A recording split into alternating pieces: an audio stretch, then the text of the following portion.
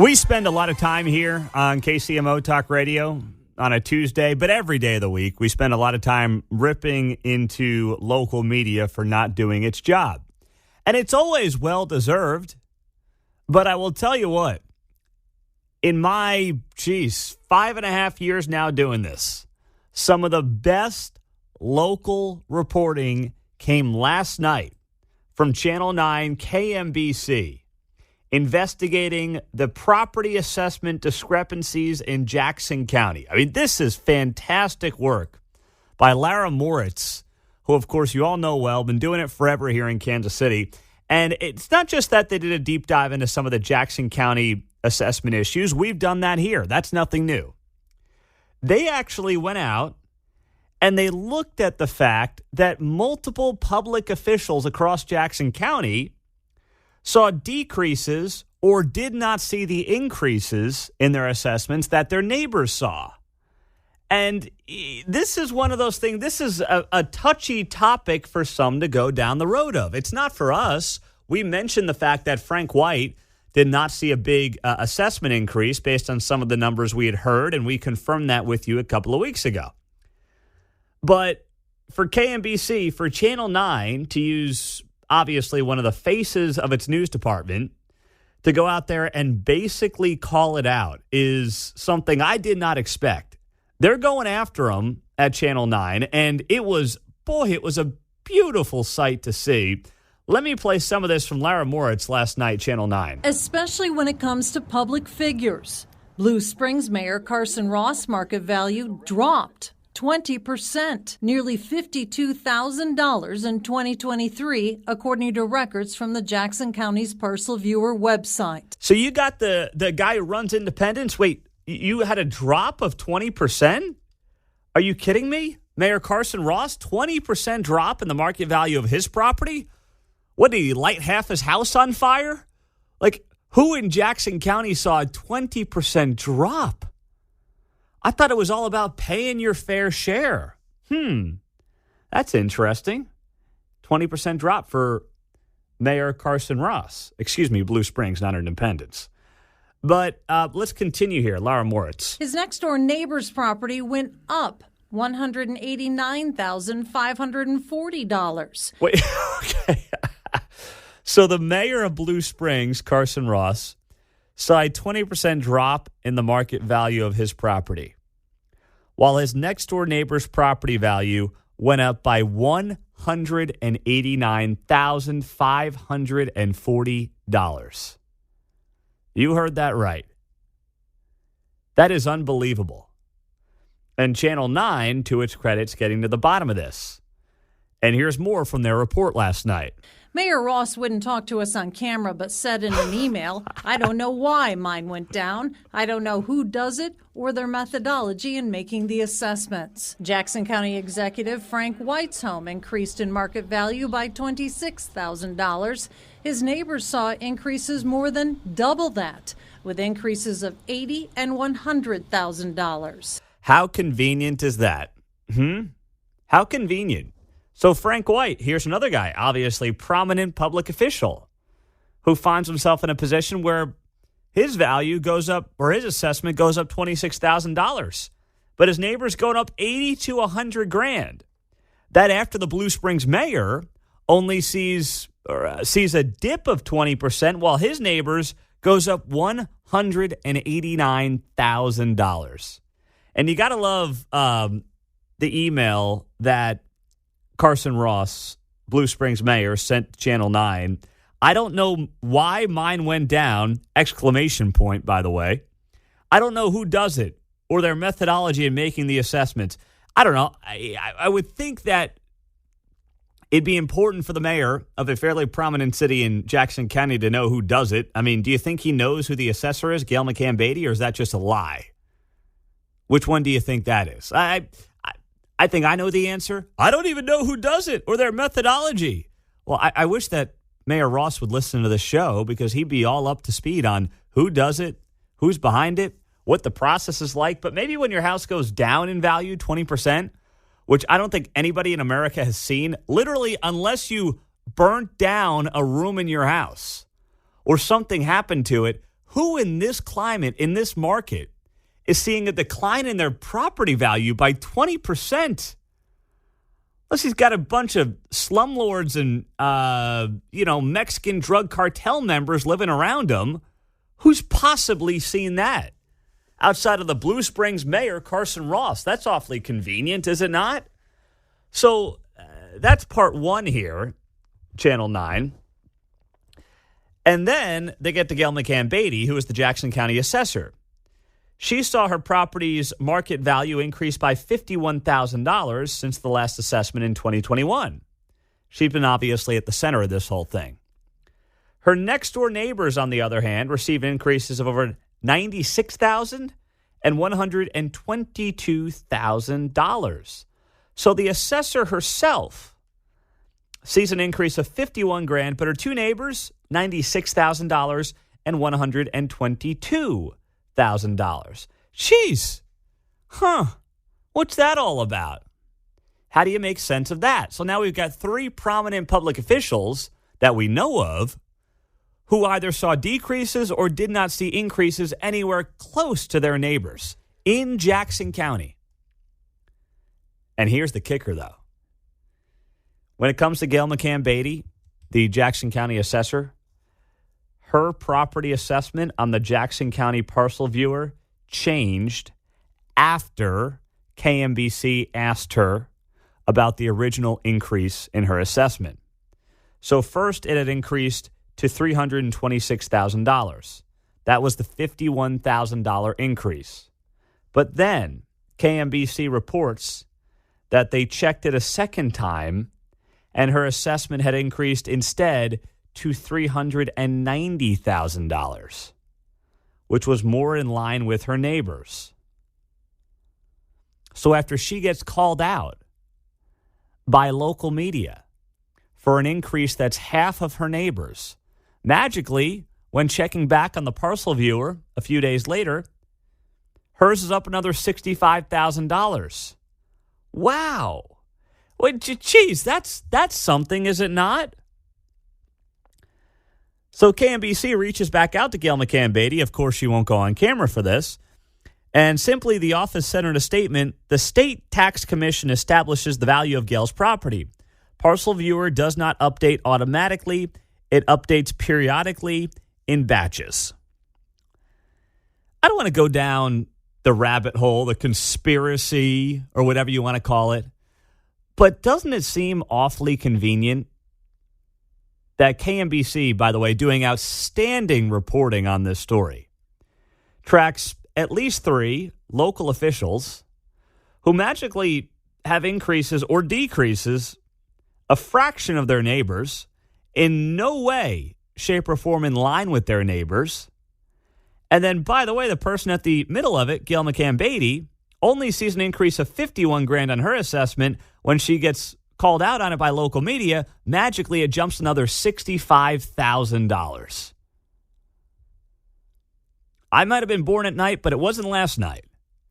And when I see stories like this, it stinks. It stinks to high heaven. And I hope that Channel 9 stays on this. We'll do our best to follow up. Obviously, they've got reporters who can really spend time and investigate this a little bit more than obviously we can.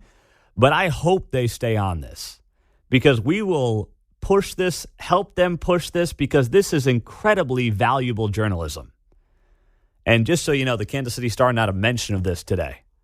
Not a mention on the homepage this morning. 913-408-7710 is how you join us on KCMO Talk Radio. On the text line, Pete, Blue Springs Mayor Carson Ross's home went down in value due to it being full of BS. Very well done. That's quick out of the gates on a Tuesday morning on KCMO. Yeah, that house probably smells really bad. Oh, goodness gracious. This is incredible work by Channel 9. Coming up, not so incredible work by a different local media outlet after tragedy strikes the metro. We'll tell you what happened, what we found out, follow up on a story from yesterday coming up next on KCMO. Well, tragedy struck the Kansas City Metro on Sunday morning. As we started off the show with yesterday, there was a lot of violence in the Kansas City area over the weekend, unfortunately, including what happened at a Mission Quick Trip where there was a shootout between cops and a couple, and it ended up with one of the folks involved in the shooting getting killed, and then we knew a Fairway cop, was in critical condition. Well, last night we found out that 29-year-old officer Jonah Oswald died from his injuries after 4 years on the Fairway Police Department. The department said that Officer Oswald leaves behind a wife and 2 young children. Police said Oswald was one of many officers trying to arrest 2 suspects at a Mission Quick Trip when he was shot on Sunday. So this is obviously a tragedy.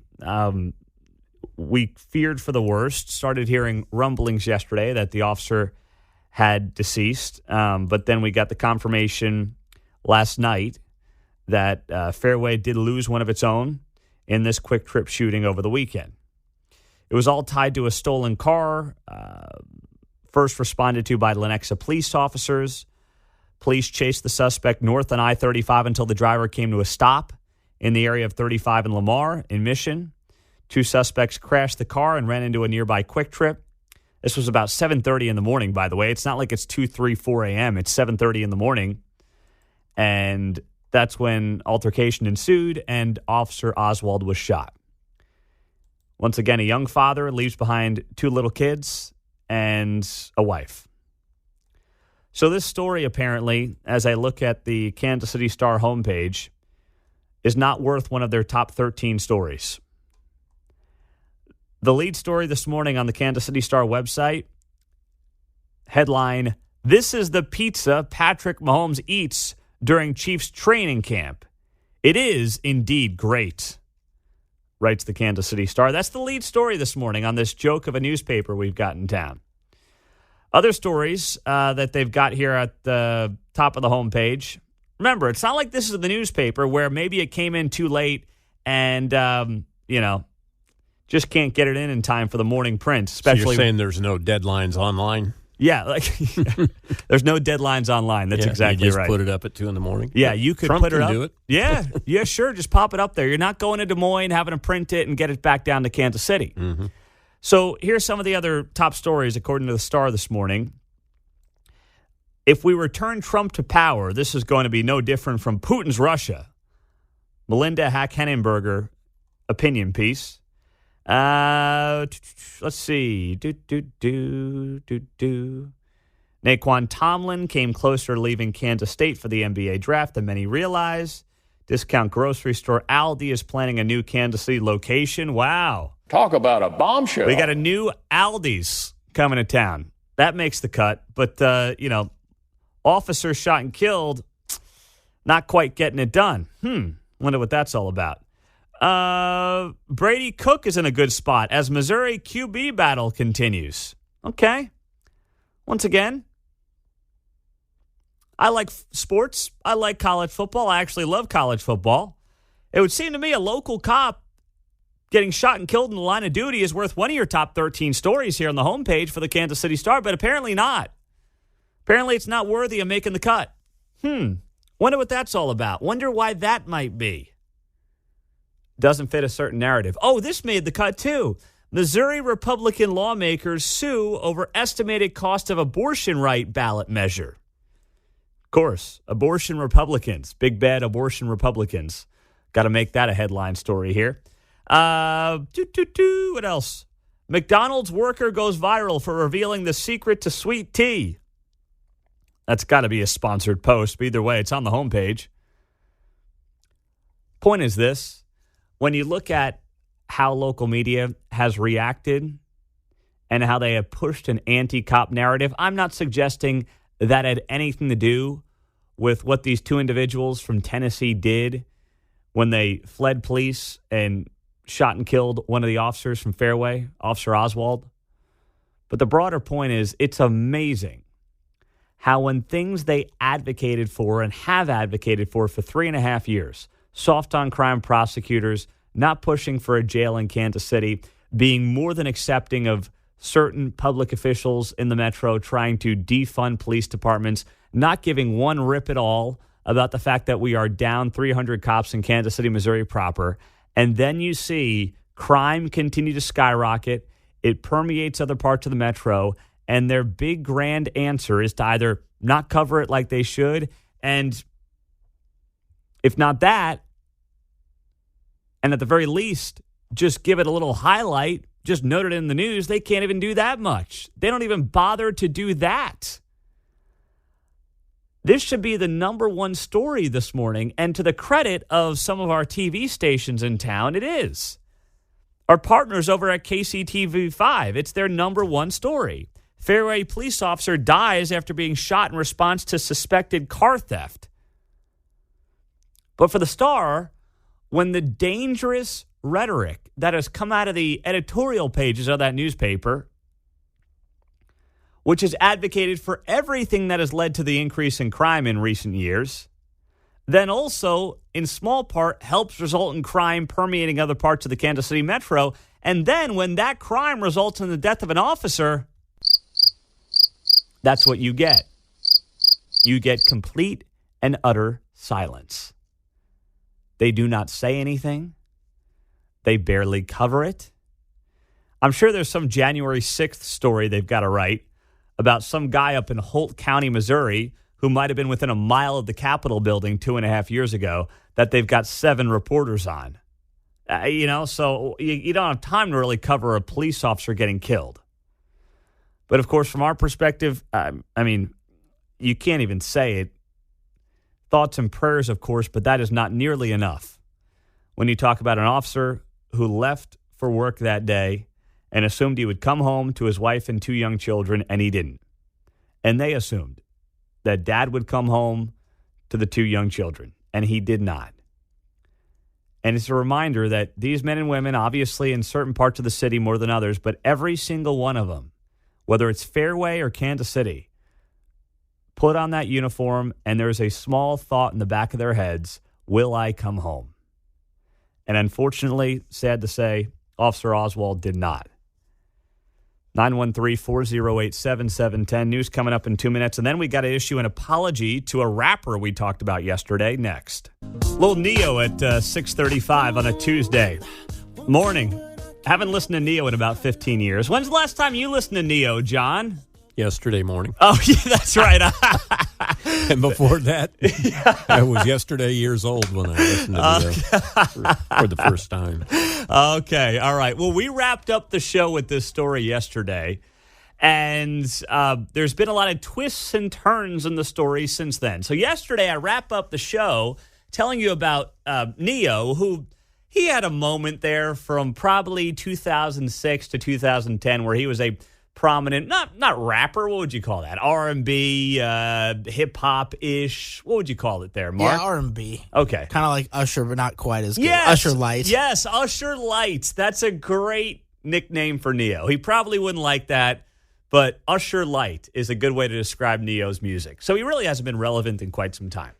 However... Free Nelly? Free Nelly? I don't know. I'm asking. Nelly's my marker in between Run DMC. Nelly's more rap-ish, right, yeah, Mark, yeah. would you say? I was kind of up with Nelly or down with Nelly, whatever. I like some of Nelly's songs, but I don't know where Neo is before, after, or during. Nelly came before Neo. Okay. Nelly before and Neo. It is different music. I do hear that. Correct. Yeah, and the music's a little different. Mm-hmm. But yeah, more R&B than you would say. Nelly's more rap. Mm-hmm. All right, we're getting you there, John. By the end of the show, you'll be off the speed on the early 2000s soft R&B musicians. Yeah, I kind of dropped off mid-90s, so I'm going to have to fill in some gaps. You got a 25-year gap, but we'll get you caught up to speed, maybe 30. So Neo goes on this Vlad TV channel, and take a listen to what he had to say. We shared this with you yesterday at the end of the show because it just popped up towards the end of the show yesterday. And, of course, people are trying to cancel him. Here's what Neo had to say when it came to the transgender movement specifically targeted at children. parents have almost forgotten what the role of a parent is. Amen. It's like, okay, Lost control. if your little boy comes to you and says, Daddy, I want to be a girl, and you just let him rock with that, Right. he's 5. Right. And where did he get that If from? you let this 5-year-old boy decide to eat candy all day, he's going to do that. Exactly. Like, when did it become a good idea to let a 5-year-old, let a 6-year-old, let a 12-year-old make a life-changing decision for themselves? Right. When did that happen? Right. Like, I don't understand that. I don't get that. And to medicate these young kids that are 5, 6 growing up and knowing that it affects their brain, it affects their organs, it makes them sick, but they're not allowed to do drugs, they're not allowed to do alcohol. Right. But we can medicate He them can't up. drive a car yet, but he can decide his sex. There's Neo just popping out of nowhere to give this incredibly common sense, reasonable take. But of course, if you give a common sense, reasonable take and you hold a position like Neo, well, you know the knives are out. They're going to try to cancel you. They're going to try to get rid of you. They're going to try to beat you into submission and shut you up. That's what they're going to try to do. And that's what they did. So then Neo, after that clip goes viral, Neo puts out this statement. And the statement read as follows. After much reflection, I'd like to express my deepest apologies to anyone that I may have hurt with my comments on parenting and gender identity. I've always been an advocate for love and inclusivity in the LGBTQI+ community. So I understand how my comments could have been interpreted as insensitive and offensive. Gender identity is nuanced, and I can honestly admit I plan to better educate myself on the topic so I can approach future conversations with more empathy. At the end of the day, I lead with love and support everyone's freedom of expression and pursuit of happiness. That is from Neo. So he kind of starts backtracking. Well, then, yesterday afternoon, Neo drops this bomb.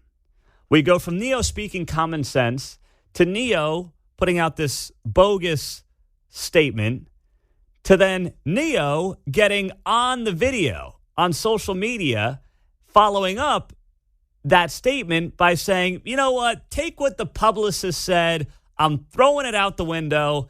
And here was Neo's follow-up to that statement from his publicist yesterday afternoon. What's going on, loved ones? This is Neo. All right, listen.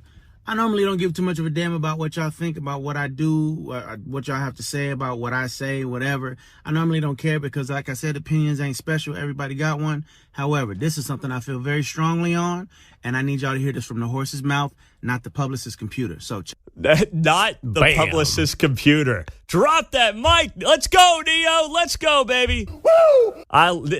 This is bravery right here.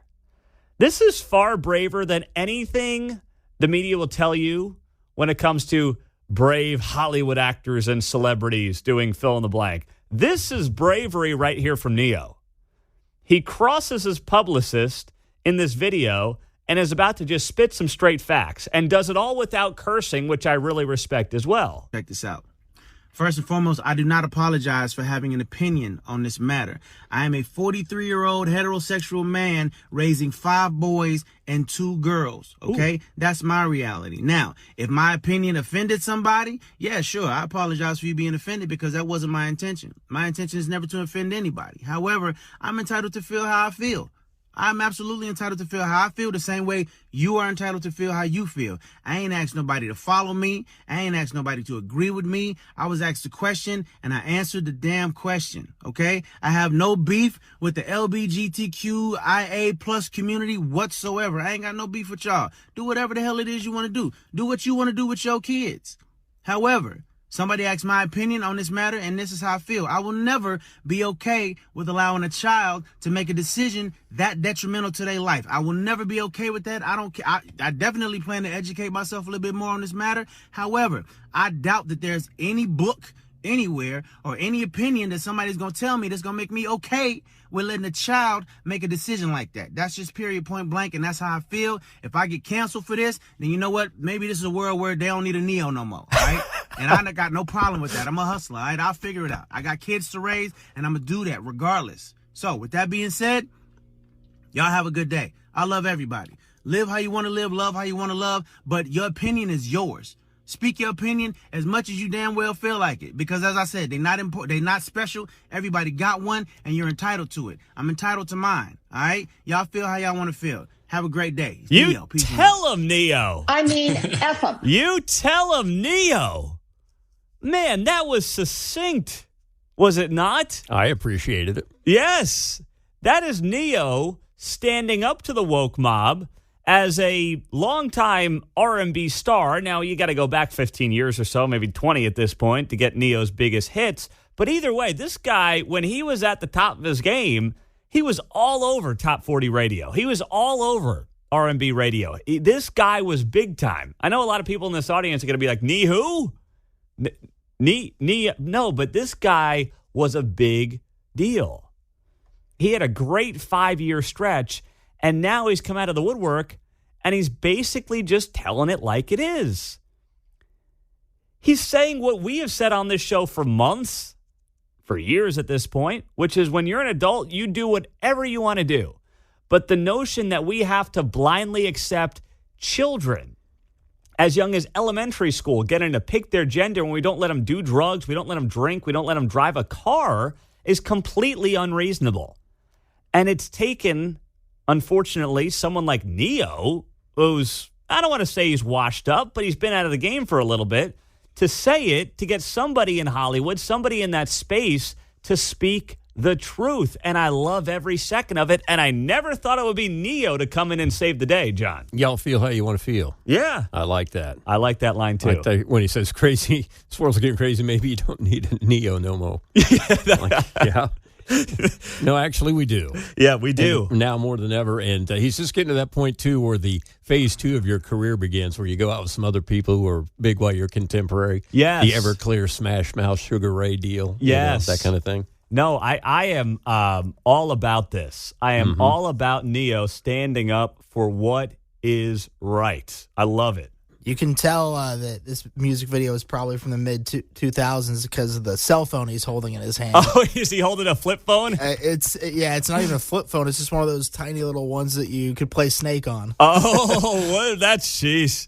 A lot's changed since Neo was at the top of the charts. And who would have thought it was Neo who would be the guy, who would be the most vocal critic of transitioning children in pop music? Just imagine if somebody like Taylor Swift did this.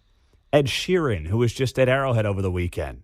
Somebody else prominent. Now, they won't do it. They don't have the stones to do it.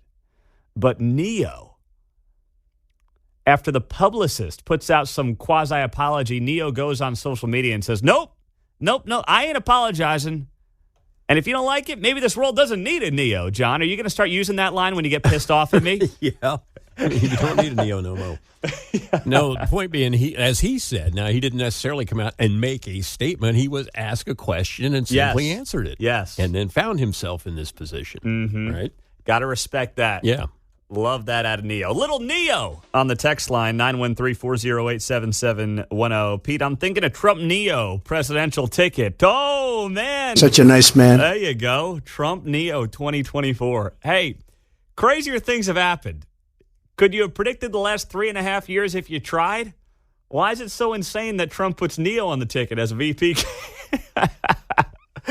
Oh, goodness gracious. Happy Tuesday morning. Hey, don't forget, we're less than 2 hours away from Tirade Tuesday at 8:35. It's become a staple on the show. You get to rant about whatever you want. It doesn't matter what the topic is. It is your time, 8:35 to 8:45. So start thinking about those Tirade Tuesdays on a Tuesday morning here on KCMO Talk Radio. I could do a full tirade on this, but for now, I'll just tell you the story about Kansas Governor Laura Kelly. She is forming a PAC, according to the Kansas Reflector, to support moderate GOP Democratic legislative candidates. Laura Kelly is hoping to take a sledgehammer to the Republican Party in Kansas once and for all. That is her goal. This is going to be Laura Kelly's legacy in many ways. After she won a second term, so now she's got to figure out what's next. I mean, for the most part, she'll spend the next 3 years vetoing what she can that comes across her desk from her Republican legislature. But her legacy, she hopes, is going to be this political action committee, to what she says will support the election of moderate Republican and Democratic candidates to the Kansas legislature to loosen the policy grip of conservative lawmakers at the Capitol. Kansas Reflector writes that, of course, she can't seek re-election. Republicans currently hold 2/3 majorities in the House and the Senate, and a mathematical reality that makes it frustrating for Laura Kelly. Of course, we saw Laura Kelly have some of her vetoes get overridden during this legislative session this past year, and she's not a fan of that. So there's 165 seats up for grabs across the state in 2024. And the governor's hoping to raise millions of dollars through this political action committee to get moderate, what she will call moderate Republicans and Democrats elected. She said it's a bipartisan effort to elect moderates to both the House and the Senate here in Topeka. We're calling it the middle of the road pack. Ah, yes, the middle of the road. Laura Kelly, right in the middle of the road. She used that. Yep, that was her TV campaign. Yep. She actually stood in the middle of a road in one of the commercials, as I recall. Gesturing to her left and to her right. Yes. Oh, gosh. It was so cheesy. But, hey, she won re-election, so who am I to tell her it didn't work? Of course, Dennis Gomer-Pyle had some assistance there as well. But either way, it worked, and she beat Chris Kobach, and then she beat Derek Schmidt last time around. Now, Kathleen Sebelius, former governor, has done something like this before. But this is, I think, an interesting time for Laura Kelly to do it, because right now you have a Republican Party that does not know its direction. There is so much infighting in the Republican Party. And I will just say this. Mike Brown is the state chair of the Republican Party right now in Kansas. Mike Kuckelman was the former state chair. Personally, I like both guys. I have no issue with either guy. But I'm just sitting here telling you there's a lot of infighting in the Kansas GOP right now. I have not seen this level of infighting from a state party that should be, by the way, in a good place, that should be trying to figure out right now how to get the governor's seat back in a couple of years, that should be focused on how to help out some candidate against Sharice Davids coming up next year. But instead, they're just beating each other up. And as far as I can tell, and this is just me from the outside looking in, this is not with any kind of inside or special insider information, but from the outside, it looks like a mess. I'd love to be wrong, and I'm going to have some conversations in the next couple of days where I'm happy to be proven wrong, but just as a citizen, and that's all I am at the end of the day, as a citizen, a concerned citizen from the outside looking in, it does not look like the party in general has its ducks in a row. And there's a lot of infighting on both sides, by the way, via just social media. Every time I pop on social media, these people are going after each other. And Laura Kelly's just sitting back there, twiddling her thumbs. If she was a guy, I'd say she's, rubbing her mustache. And she's plotting out her future. And she's seeing a very vulnerable Kansas Republican Party, a party that she hopes to take advantage of. So she's quietly plotting behind the scenes, not so quietly anymore, but has been quietly plotting behind the scenes, trying to raise enormous sums of money to get, air quotes, moderates elected to the state House and the state Senate to then turn the tide for politics in the state of Kansas. That's what she's doing. And meantime, all I can tell the Kansas GOP is doing is fighting with the old factions versus the new factions.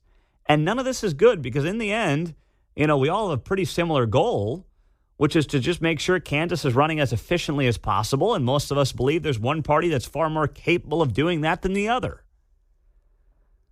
But for the first time, you feel, at least I feel, like Laura Kelly, who's much more savvy than she gets credit for, by the way, is going to be able to have an impact far more than Kathleen Sebelius was able to back in the day. So we'll have to wait and see and watch it all play out. Meantime, on the national stage, Ron DeSantis is in town today for a luncheon.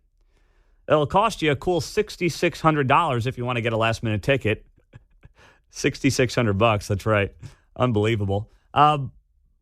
What's one thing you would tell Ron DeSantis? I'm just asking you. Maybe he's driving through town this morning, stopping at a Quick Trip. If you could tell the Ron DeSantis campaign one thing, what would it be? 913-408-7710. We'll get to it next. Well, today is DeSantis Day in Kansas City. I know. I mean, it only costs you $3,300 to get in. Most aren't going. But Ron DeSantis is in town. He was in Wichita yesterday for a fundraiser, and he's up in the Kansas City area today. So, he might be getting up and getting his morning coffee from a Quick Trip somewhere in town. Hope you enjoy it, Ron.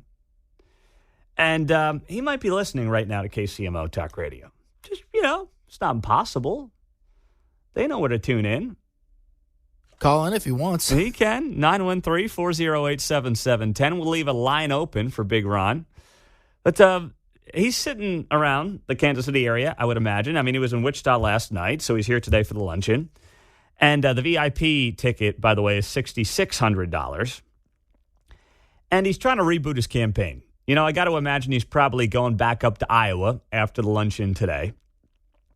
But if you're sitting there this morning and you're having your cup of coffee and Ron DeSantis is in the Kansas City area this morning, I wanted to bring you on because he's been getting some bad advice. We've talked about it on this show. Now, is his campaign dead? No, not by any stretch. I mean, it's August 8th of the year before an election. I mean, goodness gracious. People are so quick to just call the guy dead. Now, I think he's gotten some bad advice, but the campaign is not dead by any stretch. But they need a serious reboot. They need a good reboot. So if you're sitting there and you got to give Ron DeSantis some advice at 913-408-7710, just give me one line of advice you've got for Ron DeSantis here on KCMO Talk Radio.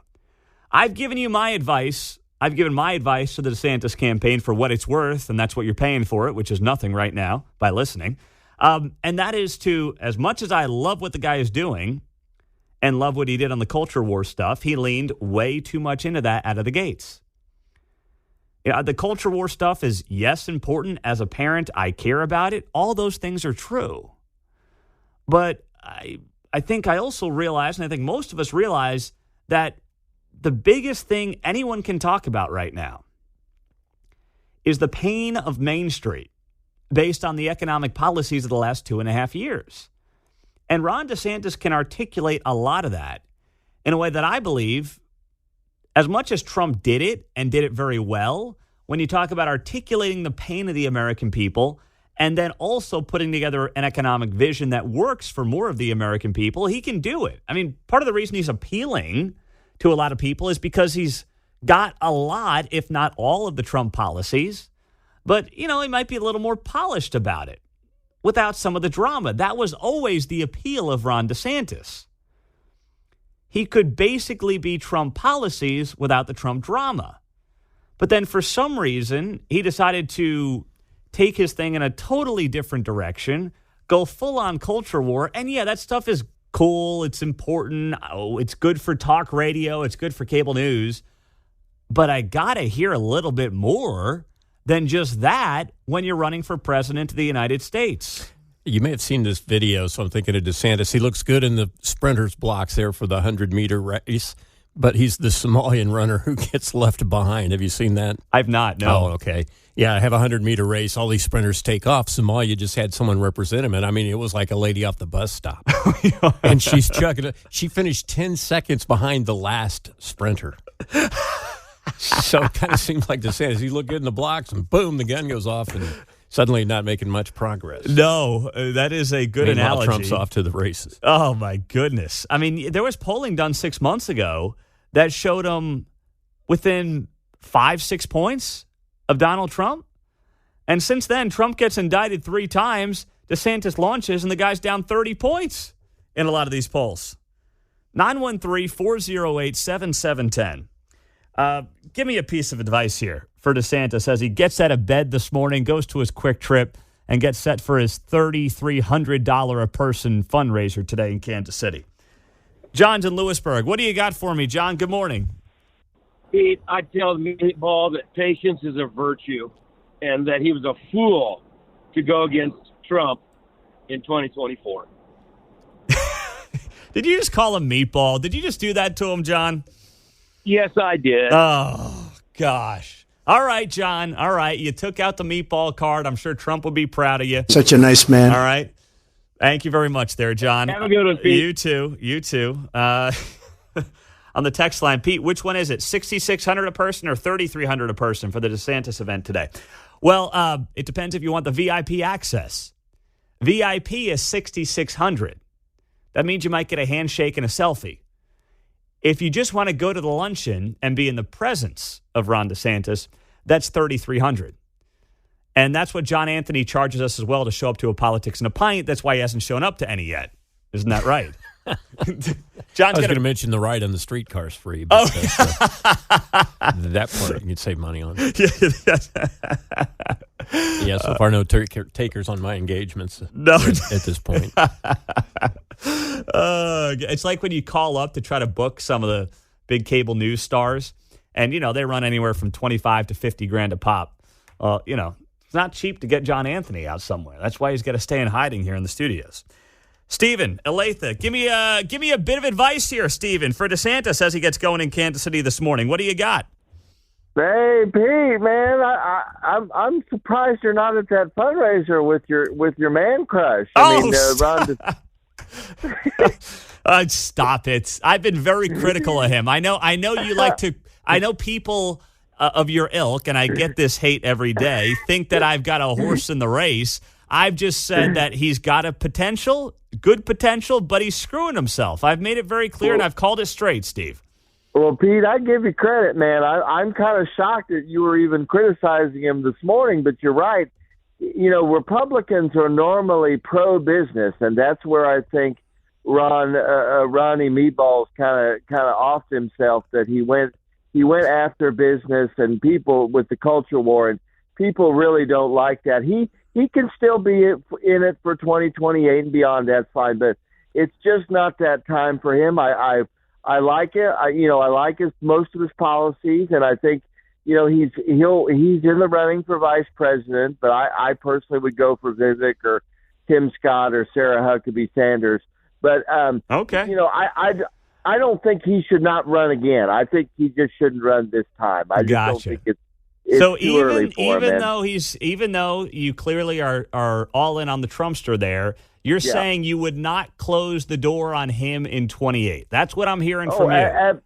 Absolutely not. Okay. I think he has a great future. I think right now we just have to have a backup for Trump in case, as vice president, in case something really goes wrong with these cases. We need a Vivek or Tim Scott or someone to play backup to get the nomination, because what they're going to try and do at the convention. They're going to try and give us Glenn Youngkin or a Rhino. And he may be good. I don't know about his position. Well, he may be a Rhino. Your boy, Trump's got it all locked up. It appears that way right now. It's still early. Still a lot of runway. But certainly it's Trump's to lose. Bill, go ahead. You're on KCMO. Good morning. How are you today? All right. What's up, Bill? Okay, if DeSantis wants to do something a little different, then he ought to just come out with the yellow peril and go after China and hit them hard on everything. The buying up our land, the food production, the buying up land around military bases, floating their boats up around Alaska, their balloons. Everything they do, we should attack. We don't want them in our universities. We don't want them anywhere, and get them out of here. And there's a tack that he could take. All right. Well, I don't know if you can. Thank you, Bill. I don't know if you can out China, as Trump would say.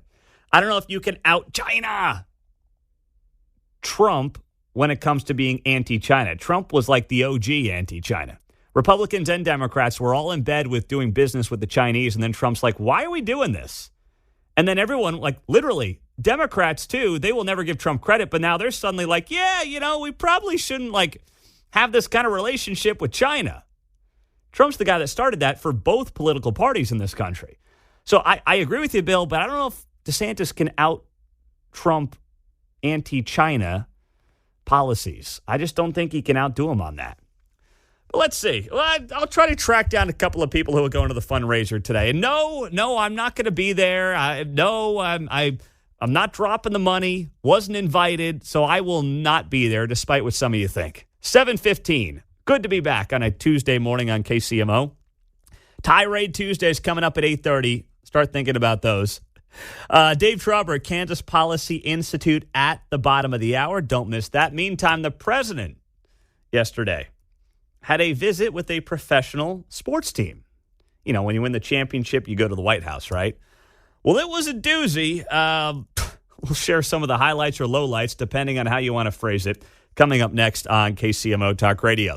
Meantime, old Joe Boy took off from his 11-day vacation, came back to work yesterday. Talk about a bombshell. I know. I can't believe it either. Came back to work yesterday and did the hard-hitting work that presidents need to do, like welcoming professional sports teams to the White House. So now I guess, well, I'll get to that in a second. But anyway, the Houston Astros were at the White House yesterday after they won the World Series, and it went about as you would expect. First off, take a listen to Joe trying to poke some fun at himself in a line that you can somewhat appreciate, but also is quite telling. Dusty, it wasn't easy. People counted you out saying you're past your prime. Hell, I know something about that.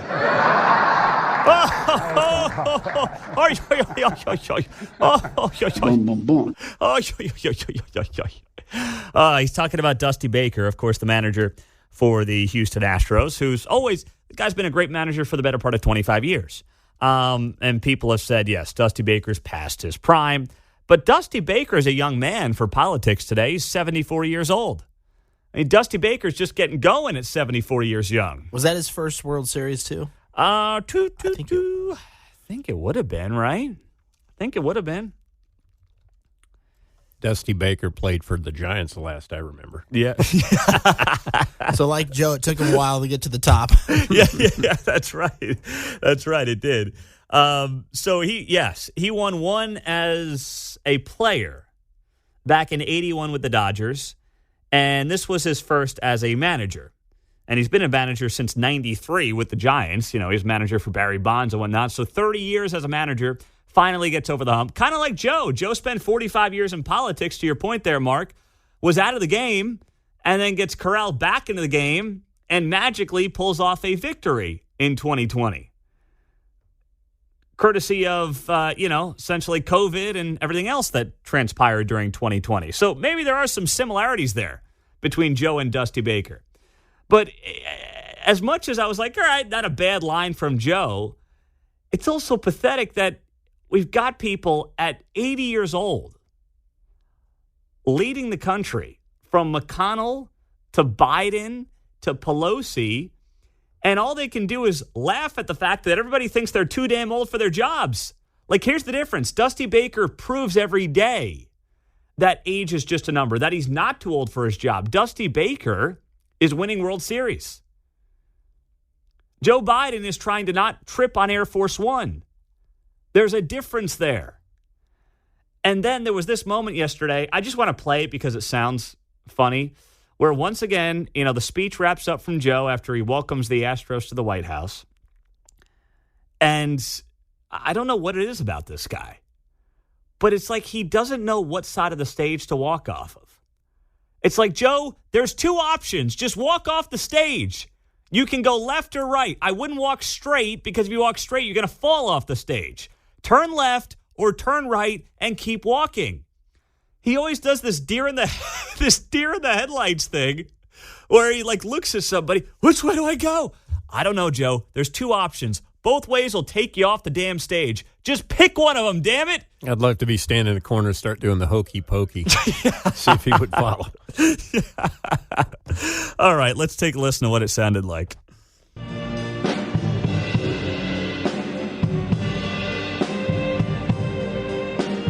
We are the champions. Time for losers like Joe Biden. We're the champions. Ladies and gentlemen, please tip the dancers. Drive carefully. What do you think of the We Are the Champions version of the song there, John? Yeah, the drummer sounds like he plays in a strip bar band there. But we're hitting the bass drum pretty hard. Boom, boom. Boom, boom, boom. Right? Yeah, it's an interesting. Okay. I get it. It's the Astros thing, but it's such a slow. Yeah, it is. Boom. Yeah. Boom, boom. So while that's playing, like you're at a strip club, you got Joe looking out at the somebody in the audience doing his whole, where do I go? Which way do I walk? It's embarrassing. And the funny thing is he ends up walking off the front of the stage because that's where the actual steps were on this stage. Jeez. Now, Mark, you made a good point, too. You noticed that a lot of the Latino players don't really seem all that impressed by the leader of the free world. Yeah, they were looking at him like, what's this guy doing? Who invited Grandpa? You know, they love their strong men, you know, in many of those countries. So I'm sure that they go to the White House and they meet Joe Biden. And they're like, this is who the American people picked? This is their guy? You kidding me? It's the best they got? Unbelievable. I'm getting some show prep going last night, and I see this clip of a broadcaster getting fired. And usually that's gold, you know, for a talk show. It's like, oh, boy, broadcaster fired. What did he say that was crazy, inappropriate, out of line? You know, hot mic moment. What happened? But then there's this story, which is unlike anything I've ever seen. So this is Orioles broadcaster Kevin Brown. Young guy, getting set for the Orioles game. They're taking on the Rays down in Tampa, and the O's they are rolling. My goodness. First place in the AL East, having one of the best seasons of anybody in Major League Baseball. I'm going to play this clip for you. It's about 50 seconds, of what Kevin Brown said that got him suspended indefinitely by the Baltimore Royals. Listen closely, because you might miss it. For the Orioles, Brandon Hyde has felt like this has been maybe the toughest ballpark to play in, but the Orioles have a chance to do something special today. They've already clinched at least a split in the series, winning 2 of the first 3, and they could pick up a series win behind Tyler Wells today. It's been a minute. The Orioles split a 2-gamer with the Rays in June. They had lost their last 15 series here at Tropicana Field.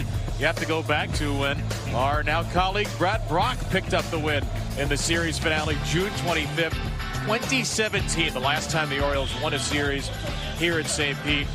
Already got 3-2 at the Trop this year after winning 3 of 18 the previous 3 years combined. It is a stark difference, Ben, and it is not a bad Rays team. It's not like all of a sudden the Rays became slouches in the American League East. They've led this division every day, but now 2, and the Orioles once again are back alone in first place. Yeah. Anything sound out of line to you there? Either of you? No, it sounds like he's just reading the facts off the paper. Yeah, sounds like you're just kind of reading the stats, right, of the Orioles not having won many games in Tampa St. Pete since June of 2017, the last time they won a series at the Rays. I mean, I was waiting for something because when I saw the headlines, Orioles broadcaster Kevin Brown suspended indefinitely for making these comments, I'm like, oh, boy, what did he say? Did he call somebody a soy boy or, worse than, I don't know. Something had to have been said, right? Out of line? Some hot mic moment? I don't know, like what's his name here from when he was talking about the Negro Leagues? Which team was that? The A's broadcaster? Yeah. I don't know. I thought it was something like that. And then I'm like, this is just a guy reading the stats off the screen. That's all he was doing. Hey, the Rays are having a great season, but they've struggled in Tampa. That's what got him indefinitely suspended. I didn't like the choice of music behind him. Oh, yeah. Well, that's on the producer, John. Yeah, absolutely. Like TV people have no idea how audio is supposed to be mixed. Well, and yeah, bring it down a little bit, please. So I can barely hear the guy. Yes, right. Exactly right. But leave it to John. But, with that, it's like, okay. Was he somehow embarrassing the team because they're implying that the guy in the broadcast booth was the last active pitcher to help them win the series? Right? I don't know. Right? I don't even know what's going on in that. There was no comparative issue of derision anywhere. No. It was at Tampa or no slouches. Yeah. Something. And that's true. They're a good program, good team. I don't know what it is. All I can come to the conclusion on is that Peter Angelos, who's the guy who owns the team, as you know, he's got a bad reputation around the sport, and he continues to showcase it by suspending indefinitely his own broadcaster for literally reading facts. And by the way, you can spin this positively because the Orioles are one of the best teams in baseball this year. Maybe they're taking a page out of radio's promotion book. Way back in the 80s, it used to be hip to take a guy like Howard Stern or Randy Miller here in the market, you know. And, did you hear what Randy said today? He's suspended. You know, and there's nothing. It just creates talk. And that's so dumb because nobody watches sports because of the broadcaster, let's be honest. If your team's playing well, you watch the game. If the team's not playing well, you probably don't watch the game. That's just like it's not like a radio show where you got to drum up attention by implying some drama that exactly. Exist. The Orioles, they're in first place. Are in first place. They've got people watching them, and all you're going to do now, if you're management and ownership, is have your own fan base who should be loving you because the team's playing well, hating you because you're suspending this poor kid indefinitely because he stated facts about the team. I'm just blown away. I can't make sense of it.